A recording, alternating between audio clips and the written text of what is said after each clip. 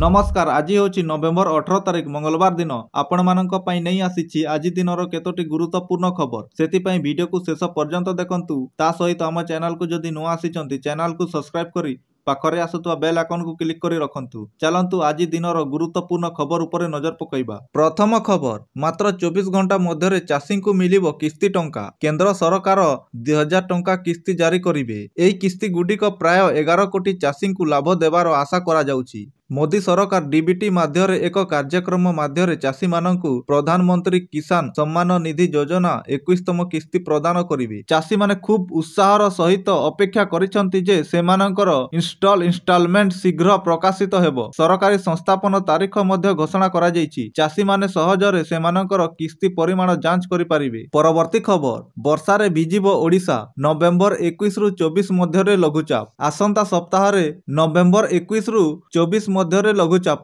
19 रे दक्षिण अंडमान सागर रे सृष्टि हेबो घूर्णिबलय। 21 बेलकु बंगोपसागर रे लघुचाप क्षेत्र सृष्टि हेबो। 23 बेलकु अधिक घनीभूत हेबार संभावना रहिछि। तीव्रता और दिग स्पष्ट होई नथिबा आईएमडी रो सूचना मिलिछि। एहार प्रभाव रे 21 तारिख बेलकु दक्षिण पूर्व बंगोपसागर रे सृष्टि हेबो लघुचाप क्षेत्र, जहा 23 बेलकु अधिक घनीभूत होई अवपात रे परिणत हेबार क्षीण संभावना रहिथिबा आईएमडी आकलन करिछि। तेबे एहार तीव्रता एवं गति नहीं स्पष्ट सूचना मिली नहीं। परवर्ती खबर, साउदी अरब रे बड़ दुर्घटना। 42 भारतीय मृत। उमरा तीर्थ मानकु नहीं जाउथबा एक बस दुर्घटनाग्रस्त होईछि। फलरे बस रे थिबा 42 जन भारतीय मृत्यु होईथिबा सूचना मिलिछि। ए माने समस्ते मस्कलारु मरिदा यात्रा करुथिले। रिपोर्ट अनुसार मुफारीहाट निकट रे बस टी एक डीजेल टैंक सहित धक्का होईथिला। मृत्यु भारतीय समस्ते हैदराबाद सहरर बासिंदा बोली सूचना मिलिथिबा बेले मृतक मध्य 20 जन महिला एवं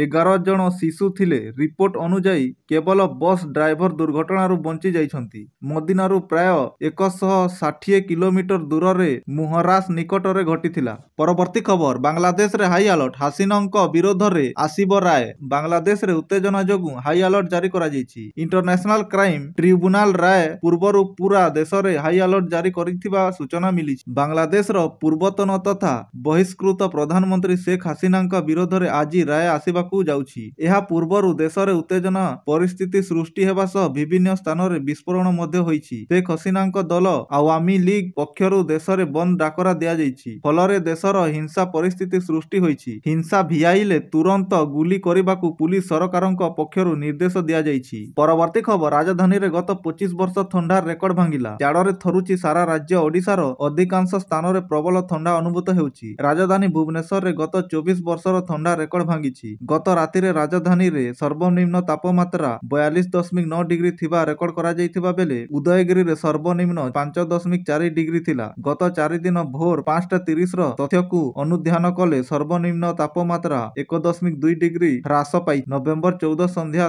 5:30 रे 16 डिग्री थिबा बेले 15 रे 15 डिग्री और 14 तारिख रे 14.8 डिग्री रहिथिला। तेबे आजी सकाल 8:30 सुधा पारद आहुरी ह्रास पाई 13 डिग्री रे पहुंचीछि। अर्थात गतकाली भुवनेश्वर सर्वनिम्न तापमात्रा 14.8 डिग्री रहिथिबा बेले गतकाली ताहा 13 डिग्री को खसी आसीथिला। एणे आज भोर समय रे राजधानी रे सर्वनिम्न तापमात्रा 12.9 डिग्री थिबा रेकर्ड करा जायछि। 12टी जिल्ला रे आज तापमात्रा 12 डिग्री तले थिबा जणा जायछि। परवर्ती खबर, टेरिटोरियल आर्मी रे महिला। सेना रे बढ़िबो नारी शक्तिर भूमिका। टेरिटोरियल आर्मी रे महिला क्याडर मानकु अंतर्भुक्त करिबाकू योजना। महिलांकु सशस्त्र बल गुड़िक रे पायलट प्रोजेक्ट भावरे विचार करा जाउथिबा नै सूचना मिलिछि। प्रारंभिक कार्य रे किछि बाटालियन को नियुक्ति सीमित रखाजिबो। परवर्ती पर्याय रे अन्य बाटालियन गुड़िक रे मध्य महिला मानकु नियुक्ति मिलिबो। सशस्त्र बल गुड़िक रे अधिक महिलांकु शामिल करिबा उपरे सरकारक गुरुत्व।